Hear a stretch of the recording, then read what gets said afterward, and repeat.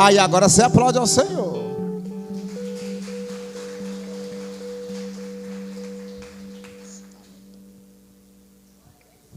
A paz do Senhor, irmãos. Amém?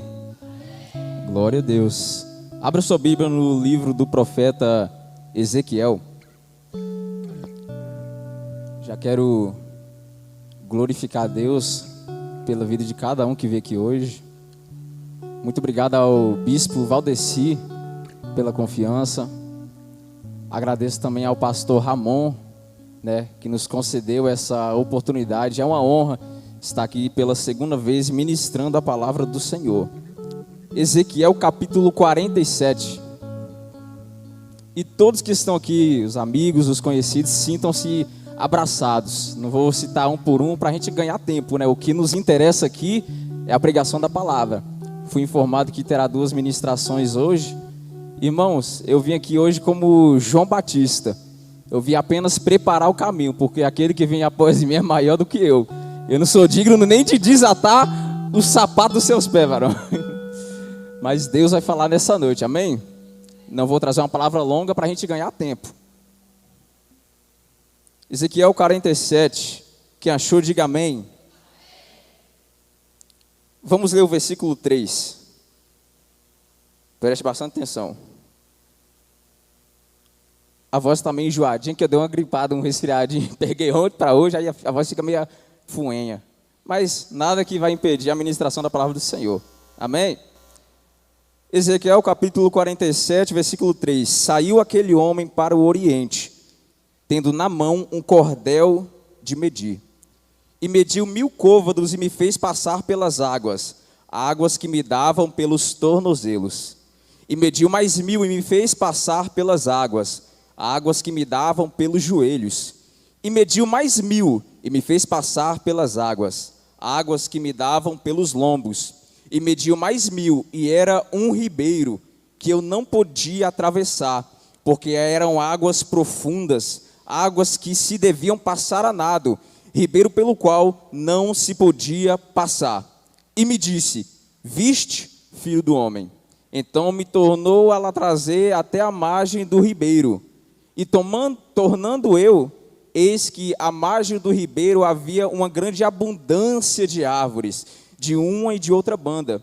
Então me disse: essas águas saem para a região oriental e descem a campina, e entram no mar, e sendo levadas ao mar, sararão as águas. Versículo 12 para encerrar. E junto do ribeiro à sua margem, de uma e de outra banda, subirá toda sorte de árvore, que dá fruto para se comer. Não cairá a sua folha, nem perecerá o seu fruto. Nos seus meses produzirá novos frutos, porque as suas águas saem do santuário, e o seu fruto servirá de alimento, e a sua folha de remédio. Amém? Pode sentar.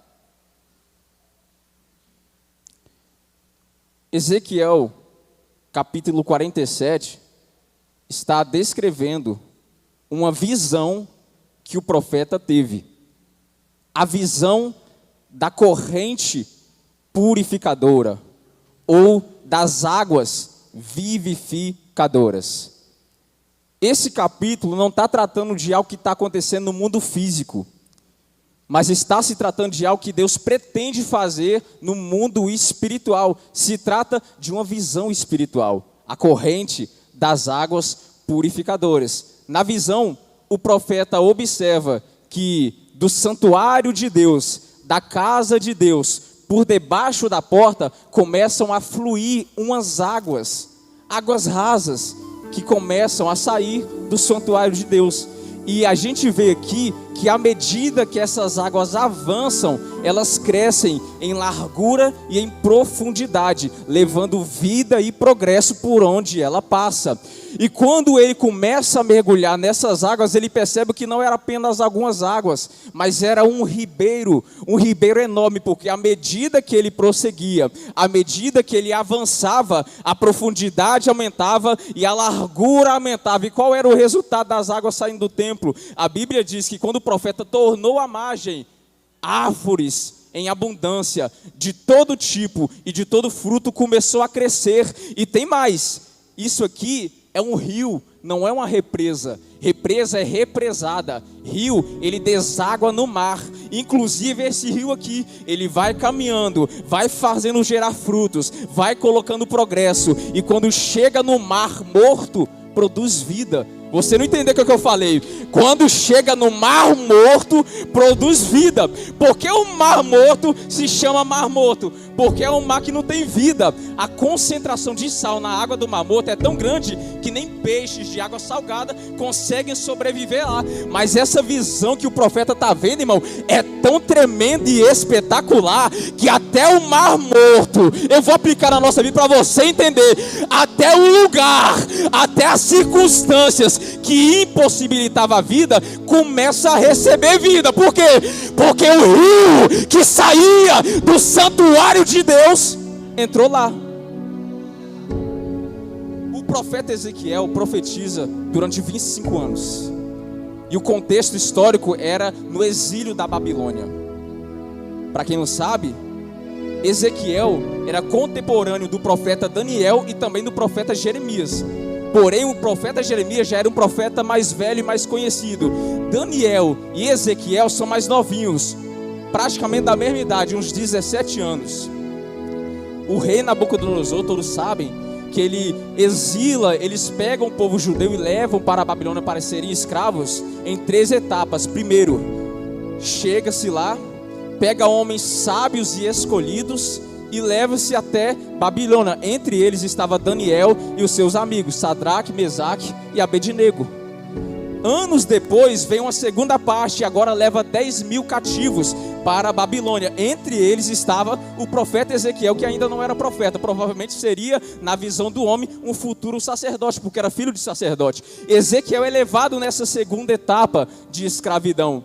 Anos depois acontece outra, que agora Nabucodonosor chega e destrói totalmente Jerusalém e a sua fortaleza, os seus muros, e destrói inclusive também o templo. E os sobreviventes que ficaram, a maioria, são levados para ser escravos. E é nesse contexto que o profeta é levantado como profeta. É nesse contexto que Ezequiel recebe a vocação de ser profeta. É nesse contexto de escravidão que o Espírito começa a encher a vida do profeta para ele profetizar. É nesse contexto, um dos contextos mais conturbados que Israel viveu, uma das épocas mais terríveis e sombrias que Israel viveu, Ezequiel estava lá profetizando. Agora olha a maravilha de Deus. Deus chega para Ezequiel, enche ele com o Espírito Santo, coloca um rolo para ele comer. A Bíblia diz que ele viu uma mão se estendendo com um rolo escrito por dentro e por fora, e fala: Ezequiel, come isso aqui que eu estou te dando. Ezequiel come, sente um gosto de mel. Aí Deus fala: olha, deixa o teu ventre se alimentar com esse rolo que eu coloquei na sua boca, e a partir de agora você vai começar a profetizar. Ezequiel, eu estou te levantando como um atalaia na minha nação, eu estou te levantando como um profeta na minha nação. Mas tem uma coisa, Ezequiel, eu já te alerto: o povo a quem você vai profetizar é um povo de dura cerviz, provavelmente não vai dar ouvidos à sua palavra. Mas Ezequiel, fica tranquilo, não tema eles, porque eles, ouvindo ou não, eles hão de saber que no meio deles eu levantei um profeta. Ezequiel vai e começa a profetizar. Agora eu imagino, irmão, olha a circunstância que o profeta estava profetizando, e olha para quem ele estava pregando. Oh, que Deus, para nós pregadores e ministros de louvor e todo mundo que está, que Deus nos dê essa coragem de Ezequiel, porque o que está acontecendo hoje é algo diferente. Pregador hoje em dia, não todos, não estou generalizando, mas alguns só quer pregar onde é favorável pregar, só quer pregar onde é confortável pregar. Eu vou na igreja, eu prego. Se o povo dá glória com a minha palavra, eu se chamar de novo, eu vou com o maior prazer. Mas se eu pregar e o culto estiver frio, eu não volto mais não. Já vi muito irmão falando, meu Deus. E eu sei, eu sou pentecostal também. É gostoso, né? A gente está pregando, o povo começa a dar glória, parece que a revelação flui mais. Mas sabe o que eu tenho aprendido? Que o Espírito Santo tem ministrado no meu coração? Quando eu vou pregar em alguma igreja, eu não foco na reação do povo, eu foco na mensagem que Deus mandou eu entregar.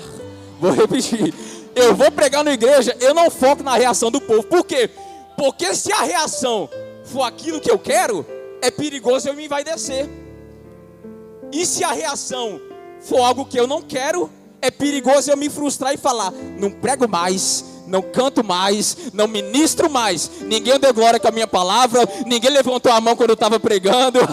Mas Deus está levantando profetas como Ezequiel, irmão. Se for para a multidão, ele prega. Agora, se não for para a multidão, ele prega com o mesmo esforço que ele pregaria para a multidão. Escute uma coisa aqui: Deus está derramando hoje uma graça diferente sobre a vida de algumas pessoas. Que graça é essa, irmão? É uma graça, irmão, que você não vai querer pregar só onde a igreja é avivada. Mas, irmão, aquela igreja lá é muito fria para eu pregar. Pois é, talvez ela está precisando da sua ajuda. Por isso que Deus está te enviando para lá. Deus quer levantar gente que prega para gente animada, mas se necessário for, também profetiza vida para os ossos secos.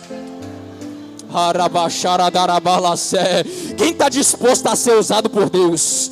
Quem está disposto a ser usado por Deus para levantar aquele que está caído, para animar o que está desanimado, para colocar fogo na vida de quem está frio? Quem quer? O Espírito, oh, labaracharamandará da calabará.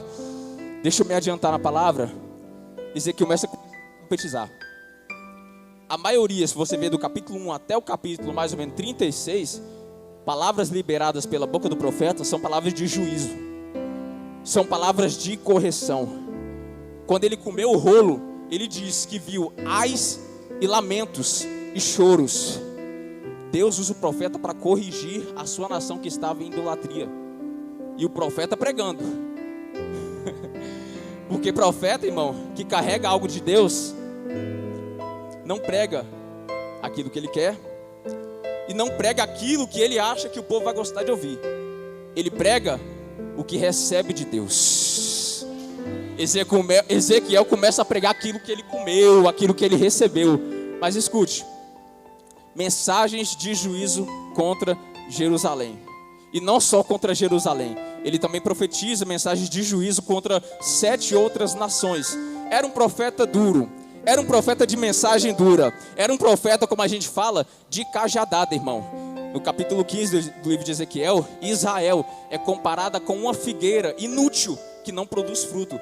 No capítulo 16, Israel, que antes era esposa do Senhor, agora é comparada com uma meretriz ou com uma prostituta. No capítulo 37 de Ezequiel, a Jerusalém e o povo é comparado com um vale cheio de ossos secos. E Ezequiel começa a profetizar, começa a pregar, trazer mensagens de juízo. Só que Deus é muito misericordioso, irmão. Deus é muito bondoso. Quando você vai lendo o livro do profeta e vai vendo todas essas correções, quando chega a partir do capítulo 36, Deus começa a trazer uma mensagem de esperança.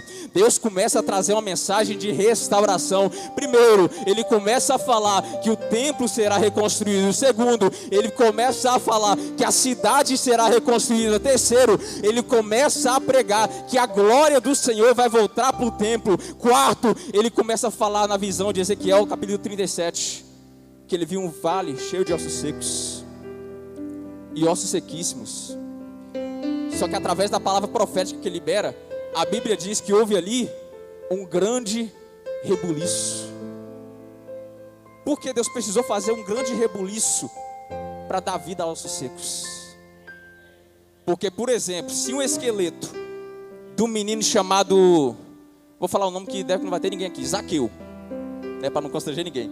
Bora falar que o esqueleto de Zaqueu estava aqui, o osso, o crânio dele estava aqui, enquanto o osso da perna estava lá no outro canto, enquanto um dedo do osso da mão dele já estava lá no norte e outro no sul. Ou seja, estava tudo desorganizado. Tudo desorganizado. Aí Deus começa a fazer um rebuliço. O profeta abre a boca, profetiza, e Deus começa a fazer um rebuliço. E Deus vai visitar pessoas aqui, vai começar a fazer um rebuliço na tua vida. Deus vai começar a fazer um rebuliço na vida de algumas pessoas. Sabe por quê? Você mesmo sabe. Tem coisa na sua vida que está tão fora do lugar que é só o reboliço de Deus para dar jeito nisso. E Deus está falando: ei, a palavra profética está sendo liberada. O reboliço já começou a acontecer. Ei, Deus vai trazer vida para o teu vale de ossos secos. Deus vai trazer vida para o lugar onde havia morte. Pode não ter carne, mas vai criar carne. Pode não ter nervo, mas vai vir nervo. Ei, pode não ter vida, mas o Espírito vai soprar. O Espírito vai soprar vida. Deus começa a trazer mensagem de esperança. E no livro de Ezequiel, capítulo 47, a gente vê isso. Mar Morto, lugar onde havia impossibilidade de vida. Quando o rio começa a fluir, vida é produzida. Agora olha que eu observo nisso aqui. O rio começava a avançar. Aí chega um varão, um anjo do Senhor, com um cordel ou com uma vara de medir na mão, e começa a medir as águas. Presta atenção nisso. O varão mede 1000 côvados entre as águas. E pega na mão de Ezequiel. Ezequiel começa a entrar nas águas. E vai entrando. E vai entrando. O varão medindo, e ele vai entrando. E cada vez que ele caminhava, mais ele se aprofundava, até ele perceber que não dava mais para andar. Tinha que nadar. Tinha que mergulhar. Aleluia. Ah, você não está entendendo isso aqui não. Eu disse que o Espírito Santo vai começar a soprar. Ei, escuta. Assim como aquele rio fluiu e levou vida por onde passava, o rio do Espírito Santo, a presença do Senhor, já está fluindo e passando como o rio aqui neste lugar. Eu vou repetir para ver se você entende. O rio do Espírito Santo já começou a mover esse lugar. E aonde a morte, o desânimo, o pecado havia tomado conta, Deus está falando: hoje eu estou trazendo vida. Só que o profeta não ficou olhando só para o rio. O profeta não ficou só olhando para o rio. O anjo pegou na mão dele, mediu e ele mergulhou. Oh meu Deus, aleluia. Sabe por que muita gente vem para o culto, sai do culto e fala: não senti nada? Irmão, fui no culto, todo mundo dava glória, mas eu não sentia nada. Oh, todo mundo fala que sentiu a presença, que Deus falou com ele, mas eu não ouvi nada, eu não senti nada, meu coração não queimou, nem arrupiar, eu arrupiei. Sabe por quê? Porque é crente que vem para o culto para admirar a correnteza passando. Vai tomar banho de praia ou de rio. Se você chegar, você está seco. Se você mergulhar, você sai molhado. Agora, se você não mergulhar, você sai da mesma maneira que você. Sabe por que tem muita gente que vem para o culto seco e continua saindo seco? Sabe por que tem muita gente que vem para o culto vazio e sai ainda vazio? Ou é porque é admirador de correnteza, vem para ver a eloquência do pregador, vem para ver a voz bonita do cantor, mas Deus está falando: ei, quer experimentar algo novo? Em vez de admirar, comece a mergulhar, comece a entrar nessas águas. Pastor Ramon falou: é tudo ou é nada, irmão. Deus está falando: aí, começa a mergulhar para você ver o que eu faço na sua vida. Comece a Deus está hoje, irmão, ativando a fé de pessoas que estavam pensando em parar. E Deus está falando: não vai parar, vai é mergulhar, vai é mergulhar. E vai sair encharcado, encharcado de unção, encharcado de glória. Vai sair impactado. Vai comendo, calma aí.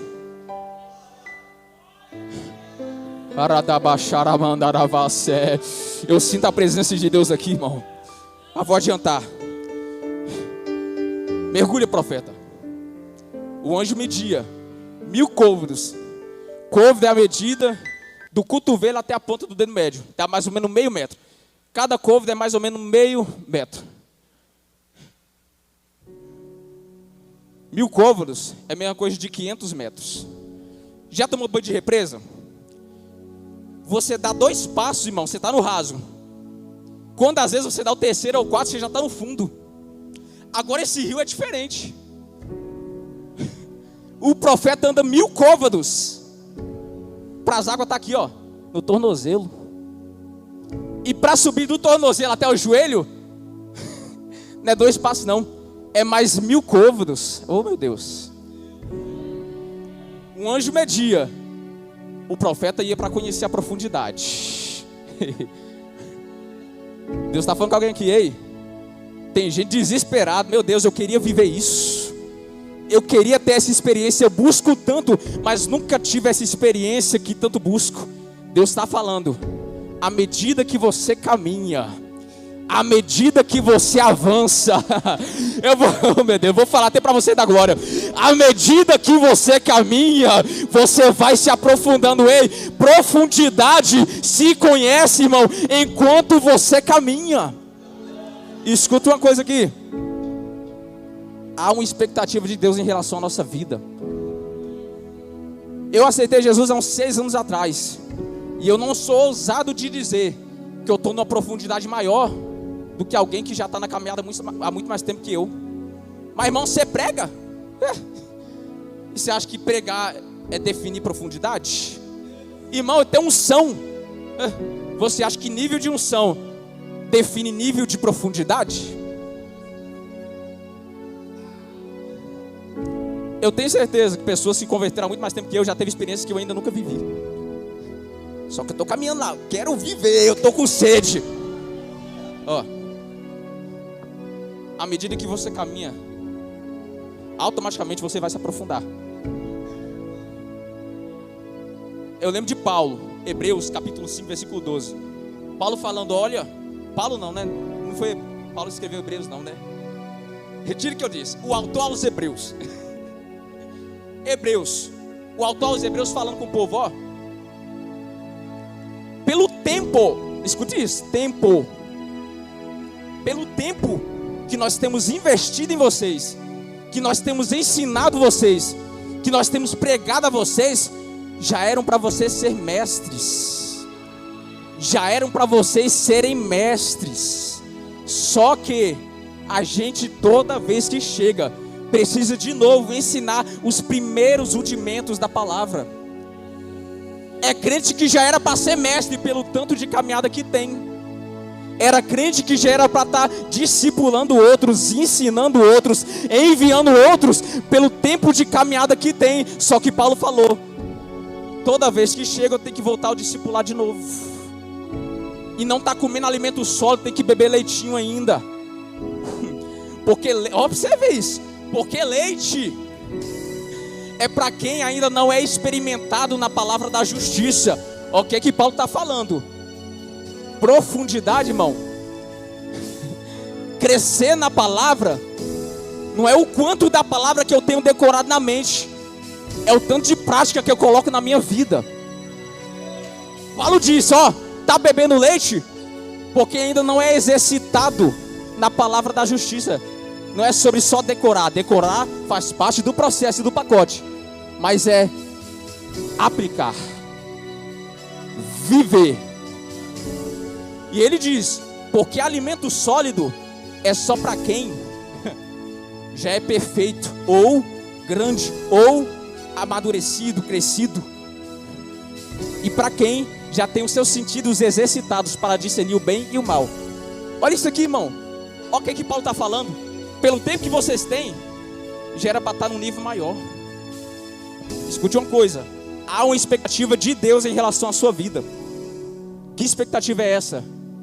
De que à medida que você caminha e à medida que o tempo passa, você não esfrie, mas se aprofunde mais.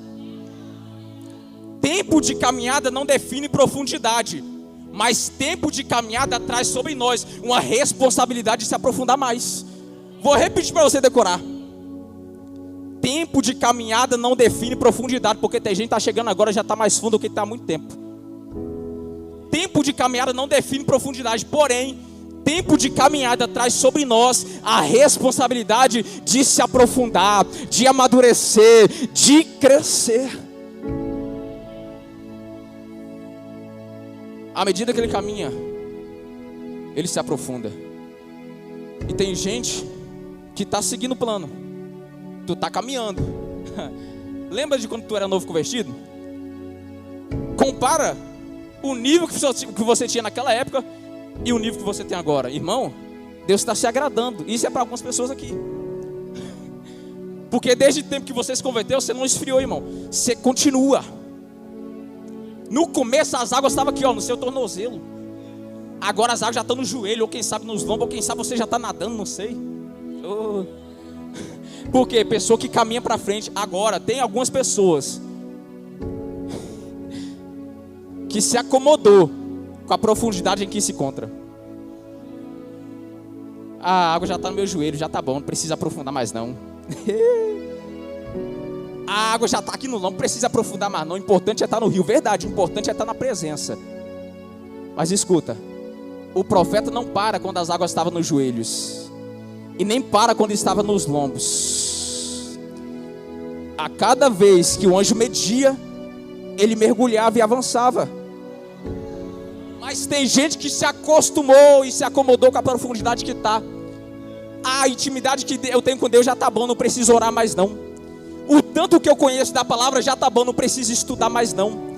O nível que eu já tenho de unção e dons espirituais já está bom, não preciso de mais não. É gente que está acomodado com a profundidade. Ei, e enquanto você está acomodado com a profundidade em que você se encontra, o anjo já está medindo 1000 côvados da sua frente para você andar. Enquanto você está acomodado e falando, é até esse nível que Deus me deu, e até esse nível que eu vou, o anjo já está na sua frente medindo 1000 côvados e está falando, ei, não é até esse nível não. Se você começar a olhar para frente e sair do comodismo, você vai ver que tem profundidades que você ainda não conhece, mas eu quero revelar a você. Ei, para você que conhece Bíblia, Deus está falando, tem mais profundidade para te revelar na palavra. Ei, para você que é crente de oração, tem intimidade com Deus, Deus está falando, ei, clama a mim, responder-te-ei, anunciar-te-ei coisas grandes e firmes que você ainda não sabe. Tem coisa que você não sabe e Deus quer manifestar a você. Tem coisa que você não viveu, mas Deus quer dar. Mas para isso, sai do comodismo e passa a mergulhar. Ó. Tem crente que está acomodado, mas pelo menos está na presença. É bom estar na presença. Só que tem crente que não só parou, mas começou a regressar. Um dia as águas estavam no joelho, só que ele regressou e as águas voltou para os pés. Outros estavam nadando, mas quando viu o sacolejo da correnteza, porque, irmão, viver chamada nem sempre é fácil. Manter vida de oração nem sempre é fácil.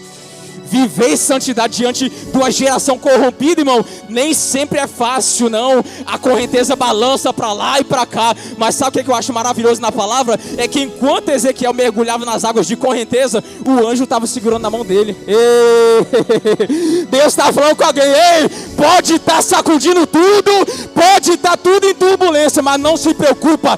Deus não soltou a sua mão, Deus não te abandonou, Ele está contigo, Ele está contigo. Mas aí você regrediu. Oh meu Deus. Era crente que estava com as águas nos lombos, agora está com a água lá no pé. Era crente que quando se converteu, orava, buscava, tinha sede, vinha para o culto. Estava na escola, irmão, estudando, mas estava doido para vir para o culto. Estava no trabalho, trabalhando, mas não via a hora de chegar o culto. É crente que não passava um dia sem orar, sem separar um momento a sós com Deus. Porque orar a gente ora sem cessar, todo momento tem que estar ligado. Deixa eu tacar um pouco de água aqui.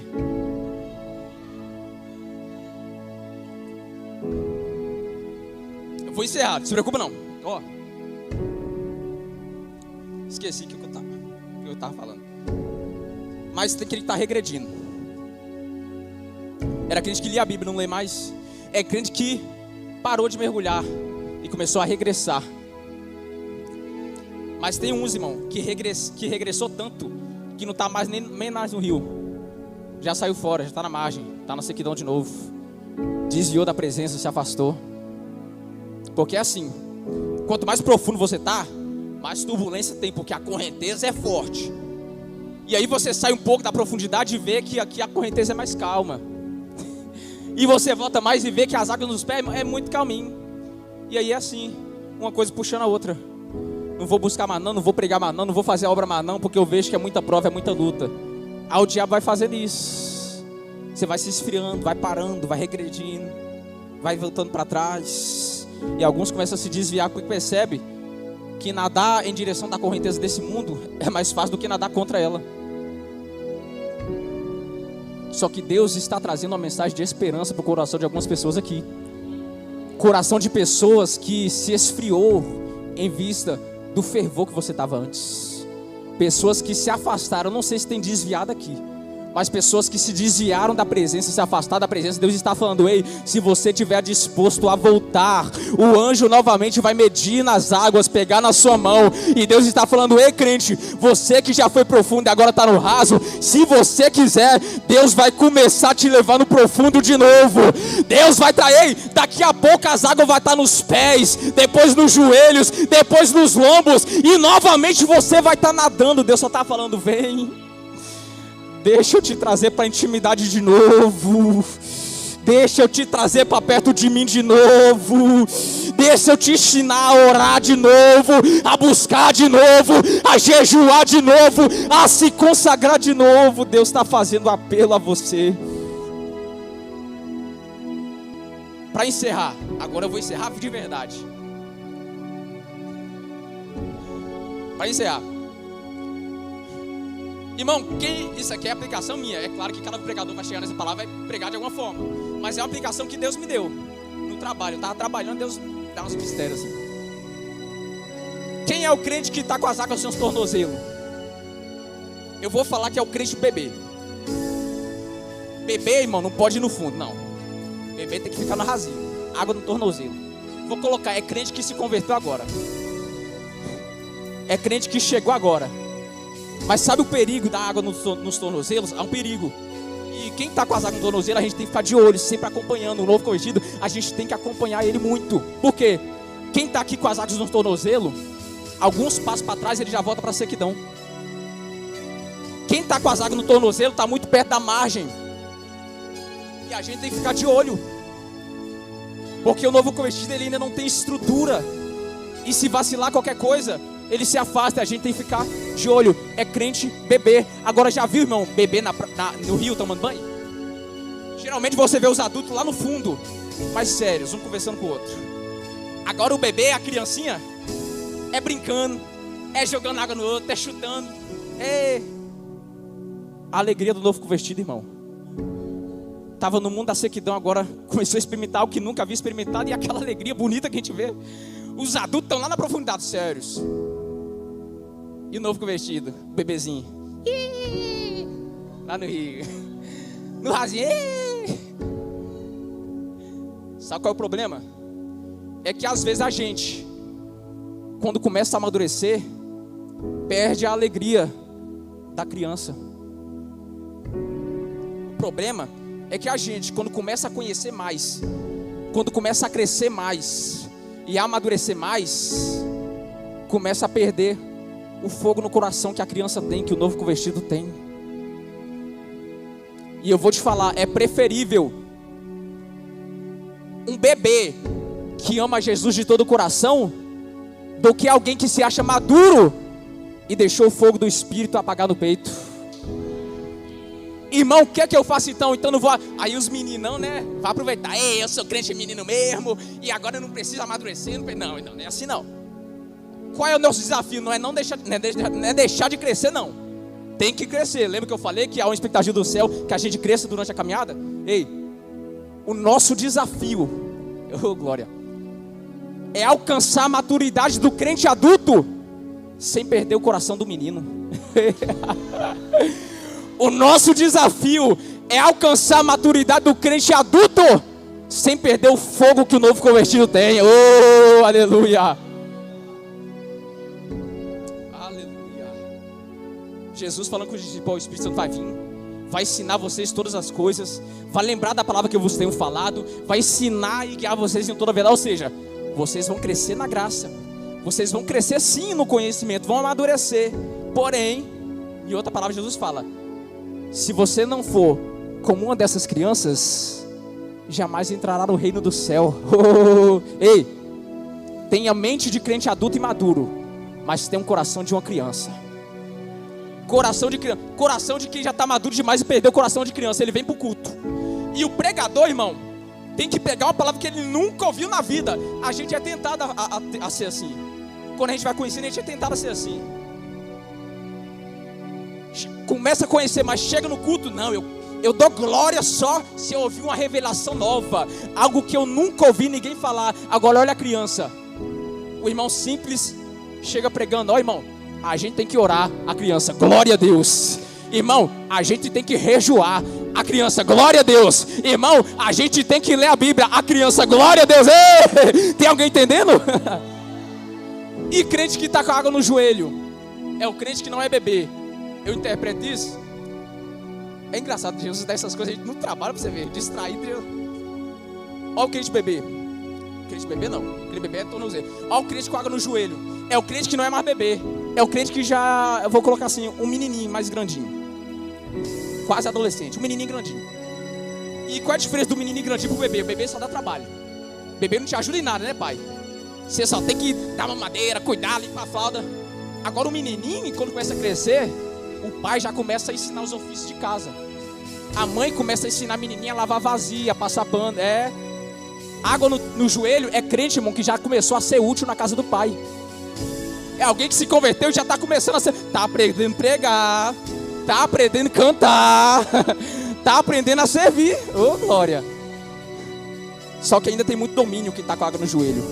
E água nos lombos? Segura agora. E eu também vou segurar essa agora. Eu estou encerrando. O que é água nos lombos? É o crente que não é mais menino. Vou colocar assim, já é um jovem, um adolescente. Já atingiu a puberdade. O que é puberdade? É quando o menino recebe a capacidade de gerar. É crente que já gera para Deus. Já gera filhos para Deus. Já ganha alma para Jesus. Já faz coisas relevantes na obra do Senhor. É crente com água aqui, ó, nos lombos. Mas olha a característica das águas dos lombos. Você já tomou banho de correnteza? Rio de correnteza? Quando a água está aqui, irmão, você sente a correnteza te puxando para o fundo. Só que os seus pés estão no chão e você consegue resistir. E quantos de nós acha que já está no lugar mais profundo? Eu acredito que até eu me encaixo nisso. Quantos de nós acha que já está nadando no rio? Que já está no lugar mais profundo? Mas na verdade a gente está com água nos lombos ainda. Por quê? A gente já ganha alma sim. A gente já prega sim. Deus já usa a gente sim. Só que às vezes a gente sente o rio do Espírito Santo nos puxando para um lugar mais fundo. Às vezes a gente sente o Espírito Santo falando: ei, isso aí é bom, mas tem algo mais profundo para você viver. Só que enquanto ele está com a água no lombo, o pé ainda está no chão, ele consegue resistir. A correnteza puxando e ele resistindo. A correnteza querendo arrastar e ele resistindo. Ei, às vezes Deus manda você entregar uma palavra profética no culto e você fica se prendendo. Às vezes Deus fala pra gente: ó, eu quero que você renuncie a isso aqui. Aí você fala: ah, mas isso aqui eu sou muito apegado. Às vezes Deus fala com um crente que está com a água no lombo: ei, eu quero que você renuncie a essas coisas que seriam até listas, mas eu quero que você renuncie para ter mais tempo para mim, porque eu tenho coisas maiores para revelar. Deus às vezes está falando: ó, eu quero que você renuncie a essa série, esse filme, porque assim você vai ter mais tempo para mim. Eu vou poder te revelar coisas que eu não revelo a todo mundo. Mas a gente está com o pé no chão e ainda consegue resistir. Se coloca de pé, por favor, se coloca de pé. A gente resiste ainda. O Espírito Santo falando: ora mais, a gente resistindo. Jejua mais, a gente se consagra, se santifica mais, a gente resistindo, com o pé no chão. Ainda tem muito domínio. Mas sabe qual é a característica de quem está no lugar mais profundo? É que ele disse: agora os meus pés saíram do chão. Agora é água que eu tenho que atravessar nada. Agora não sou eu que me governo, é a correnteza que me leva. Vou repetir: Agora não são meus pés que decidem para onde eu vou ir, não. O lugar mais profundo, irmão, não é nem quando você prega mais, não é nem quando você tem mais unção. O lugar mais profundo é quando você perde o controle e coloca o controle na mão de Deus. É o lugar em que você morre para o pecado, morre para a sua vida, morre para o seu egoísmo, morre para a sua vontade e fala: Senhor, agora eu não estou mais com o pé no chão, agora não sou eu que decido, agora eu estou à mercê da correnteza. Para onde o Senhor quiser levar, eu vou. E Deus está nos chamando para um lugar mais profundo. Deus está falando: ei, perde o controle, entrega o controle para mim, perca as vontades e faça como Jesus. A minha comida e a minha bebida é fazer a vontade do Pai. Eu sei que o Espírito Santo está ministrando em alguns corações aqui. Deus está falando: oh, você não sabe o que eu vou fazer na sua vida quando você entregar o controle totalmente em minha mão. Você não sabe o que eu vou fazer na sua vida quando você tirar os pés do chão e deixar a correnteza, o vento do Espírito que já está soprando, te levar. Ouça Deus, seja guiado por Deus. Feche seus olhos, coloque a mão no seu coração. Senhor Jesus, oh, como nós somos dependentes do Senhor, dependentes do Teu Espírito e da Tua Palavra, Senhor Jesus. Espírito Santo, eu te peço, comece a cravar essas palavras em cada coração, meu Pai. Aquele crente que se afastou, aquele crente que se esfriou, meu Pai, que volte a conhecer a profundidade de quem o Senhor é, meu Pai. Leva-nos a um lugar mais profundo. Nos ajude, Pai, a perder o controle, entregar o controle em Suas mãos, a sujeitar nossa vontade às Suas vontades. Nós não queremos viver o que a gente mesmo quer, a gente quer viver o propósito do Teu coração para nós. Senhor, que essa palavra produza fruto, assim como as árvores que cresciam na margem do rio. Que essa palavra gere fruto em cada coração que está aqui. Que o diabo não arrebate essa palavra, que essa palavra não caia por terra, mas que produza frutos. Frutos. Está entregue a Tua palavra, Senhor. Faça a obra do Senhor, em nome de Jesus. Amém. Guarde essa palavra, guarde. Não deixe apagar, guarde. E se eu passei um pouquinho do tempo, eu peço perdão. Deixa eu ir que hora é aqui. Eita glória, passei um pouquinho. Mas irmão, agradeço a minha oportunidade em nome de Jesus.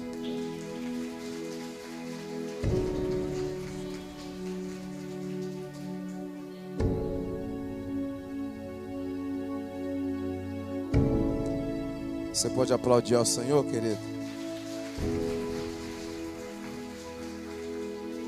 É ao Senhor que eu estou falando, entendeu?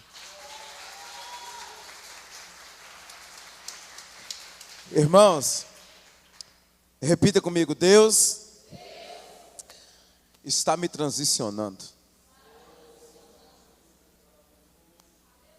Olha para dentro de você e fala assim: chega.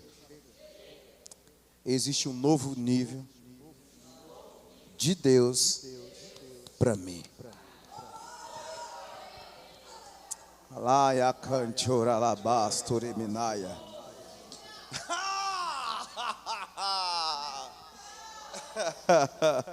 É para ser pescador de homem, mas o Senhor morreu. Eu vou pegar peixe, eu vou pescar peixe porque eu estou com fome. Pedro, sai daí, Pedro, porque eu te chamei para ser pescador de homem, mas eu estou com fome, eu quero pescar. Vem para a beira do mar. O que? Olha o que tem aqui, o que tem aí? Peixe. Como assim? Quem te chama te garante. Irmãos, o importante de mergulhar profundo